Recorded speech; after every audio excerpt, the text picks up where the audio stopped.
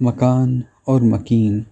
پھر جو میں نے نگاہ ڈالی تو دیکھا کہ بیرونی دروازے کی سیڑھیوں پر اپنے اعضاء پر تھوڑی رکھے بیٹھا ہے، کپڑوں پر جا بجا پیوند لگے ہیں، چہرے پر جھریاں لٹک رہی ہیں، پپوٹے آنکھوں کو ڈھانپے ہوئے ہیں۔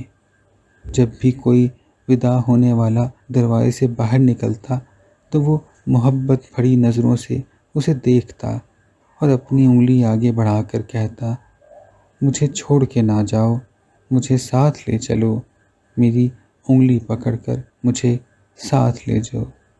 نہیں نہیں، اس کوٹھے کی جدائی کا غم مت کھاؤ، وہ کوٹھا تو خالی ہے، میں تو اب یہاں بیٹھا تمہارا راستہ دیکھ رہا ہوں، تمہارا منتظر ہوں، تمہارے ساتھ جانے کا خواہاں ہوں، میری انگلی پکڑ کر مجھے ساتھ لے چلو۔ وہ ہر وداع ہونے والے کا دامن پکڑتا تھا، لیکن کوئی اس کی جانب نہ دیکھتا، کوئی اس کی بات نہ سنتا، کوئی اس کی طرف توجہ نہ دیتا۔ وہ سب پتھر کے اس کوٹھے پر مرکوز تھے، وہ اس سے ودا ہونے کے غم میں نڈھال تھے، وہ مکان میں کھوئے ہوئے تھے، اس قدر کھوئے ہوئے تھے کہ مکین کو بھول چکے تھے، اور مکین حیرت اور بے بسی سے ان کا منہ تک رہا تھا۔ اس نے ملتجی نظروں سے میری طرف دیکھا اور اپنی انگلی بڑھا دی۔ نہیں نہیں، میں تمہیں ساتھ نہیں لے جا سکتا، میں نے کہا، میں سے بھرا ہوا ہوں، میں نے دونوں ہاتھوں میں سے میں کی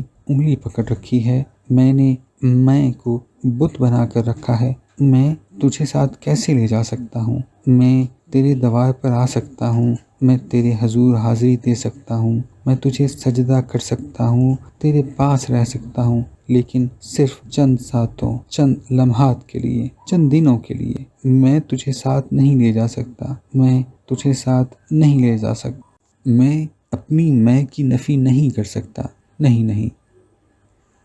میں دوسرے دروازے کی طرف اٹھ بھاگا تاکہ ادھر سے حرم میں داخل ہو جاؤں۔ ارے وہ تو وہاں بھی بیٹھا تھا، وہ حرم کے ہر دروازے پر بیٹھا تھا، وہ مکے کے ہر موڑ پر بیٹھا تھا، وہ ہر سڑک، ہر گلی، ہر راستے کی نکڑ پر بیٹھا تھا۔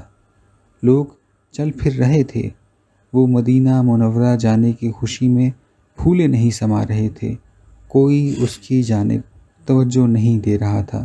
دفعتاً میں نے محسوس کیا جیسے وہ مکہ معظمہ نہ ہو بلکہ یورپ کا کوئی شہر ہو، جیسے وہ چیکو سلواکیہ کا پراگ ہو۔